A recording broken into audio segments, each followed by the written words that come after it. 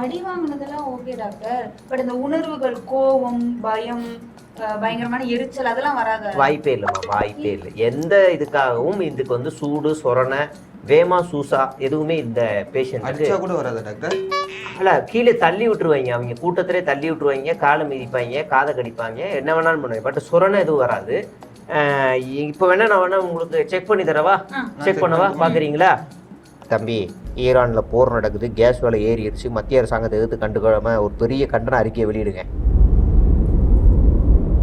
ஏதாவது பேஷண்ட் ஏதாவது மூவ்மெண்ட் இருக்கா? எதுவுமே இல்லை இல்லை, மூவ்மெண்ட் எதுவுமே இல்லை, எதுவுமே இருக்காதுமா. அதான் நம்மளோட பேஷண்ட்டு. இந்த பேஷண்ட் ரொம்ப நாளாகவே இப்படி தான் இருக்குது. அது எஸ்ஐஆரில் தொடங்கி, மெட்ரோ ரயில் திட்டத்தில் தொடங்கி, அப்புறம் இந்த திருப்பரங்குன்றத்தில் தொடங்கி, இப்படி பல திட்டங்கள் வந்து பல விஷயங்கள் பேசுறதுல இது வந்து இருக்கு. தனக்கான எதிரியை சுருக்கிக்குமா. தனக்கான எதிரியை தமிழ்நாட்டுக்குள்ளே மட்டும்தான் நான் போராடுவேன், அவங்க தான் என் எதிரி, மேலெல்லாம் யாரும் இல்லை அப்படின்னு தனக்கு தானே பேசிக்கிட்டு அப்படியே ஒரு வண்டியை ஓட்டக்கூடிய ஒரு டம்மி பேஷண்ட்டுமா இது.